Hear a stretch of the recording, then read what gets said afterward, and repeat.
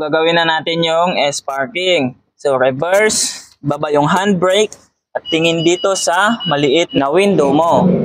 Yan, slow mo lang hanggang tumapat yung sticker doon sa cone. Yan. Tapos pag nakatapat na, i-full force mo yung manubela nyo dito sa left.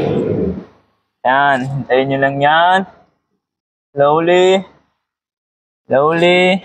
Titingin ka na dito sa side mirror mo. At pag nagpantay na sila dun sa isang corner, wait. Oops. Pag nakatapat na yung mirror mo dun sa corner niya, doon sa isa, straight mo na tong manubela at slowly again. Pag nakapasok na yung wheel mo dun sa likod, dun sa linya, pull mo na naman tong manubela mo. Yan. Slowly lang, slowly. Slowly.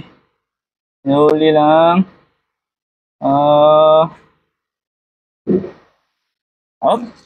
I-straight mo na yan, manubela mo. Oops. Set mo na sa handbrake parking. Bababa na yung examiner mo para tignan yung parking mo. Ayan, tama. Naka-straight pa ako. Pasado pa ako. Okay lang guys, yung medyo tabingi. Basta nakapasok ka sa linya. Pasado ka pa rin dyan. Ayan, pasado ako.